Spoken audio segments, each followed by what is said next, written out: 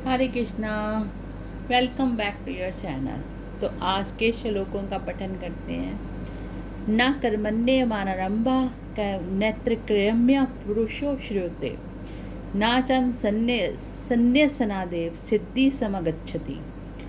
मनुष्य ना तो कर्मों का आरंभ किए बिना निष्कर्मता को यानी योग निष्ठा को प्राप्त होता है और ना कर्मों के केवल त्याग मात्र से सिद्धि यानी सांख्य निष्ठा को ही प्राप्त होता है। तो ठाकुर जी इसमें जब कल उन्होंने कहा अर्जुन जी ने कि ज्ञान या कर्म में से कौन श्रेष्ठ है वो मुझे समझाओ, मुझे मिले जुले वाक्यों से मेरी बुद्धि भ्रमित मत कीजिए, तब ठाकुर जी कर्मों के बारे में पहले समझा रहे हैं कि जो हम लोग हैं, हम कर्मों के आरंभ के बिना निष्कर्मता को योग निष्ठा को प्राप्त नहीं कर सकते। जैसे कि हम क्रियाओं के कर्तापन के अभिमान से रहित होकर सर्वव्यापी सच्चिदानंद परब्रह्म परमात्मा में एक ही भाव से स्थित रहने का नाम ज्ञान योग है। इसी को संन्यास सांख्य योग आदि नाम से कहा गया है, ये इन्होंने बताया है।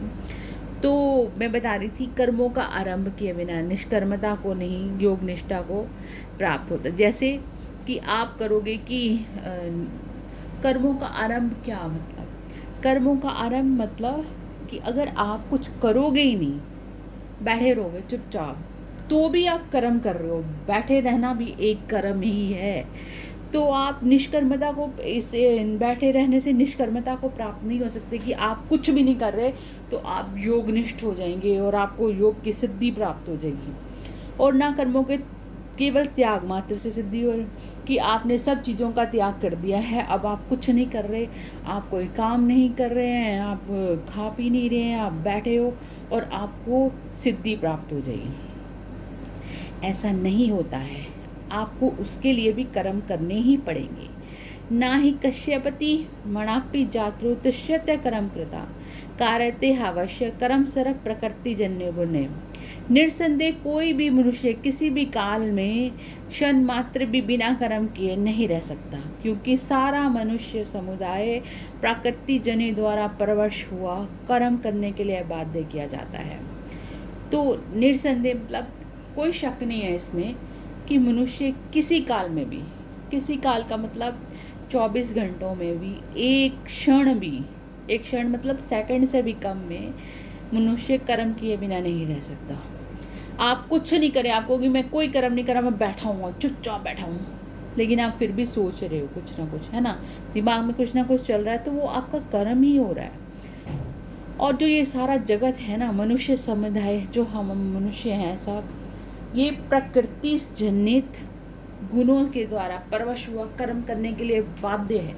अब आप कहोगे कि प्राकृतिक जनित गुणों से हम परवश कैसे हुए, तो आपको पता होना चाहिए कि प्रकृति के 3 गुण हैं, सत्व रज तमस, है ना।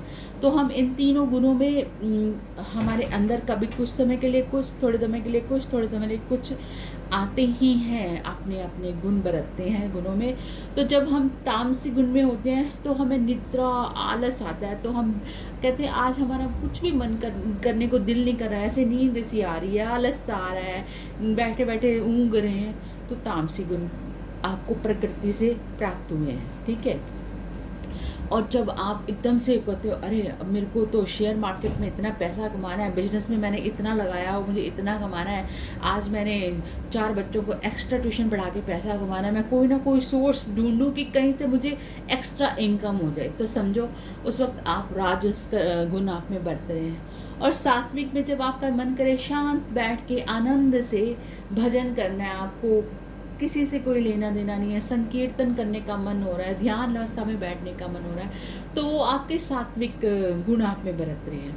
तो ये प्राकृतिक तीनों गुणों को हमारे अंदर पूरे समय में आती ही जाती रहती है। तो कभी भी हम इन तीनों से अलग नहीं हो सकते। जो इन तीनों गुणों से परा हो जाता है वो परमेश्वर परम परमात्मा या बहुत उच्च कोटि के संत होते हैं, जिनमें ये तीनों गुण छू नहीं सकते, गुणों से परे कहते हैं। तो कोई व्यक्ति दुनिया में ऐसा नहीं है जो प्रकृति के परावश होके इन कर्मों के अधीन नहीं है। वो किसी भी अवस्था में कुछ भी नहीं कर रहा तो भी वो सांस तो ले रहा है ना, सांस लेना भी कर्म ही है, तो हम कर्मों के बिना नहीं रह सकते। यही ठाकुर जी हमें श्लोकों में समझा रहे हैं। तो रात को मिलते हैं 9 बजे। राधे राधे।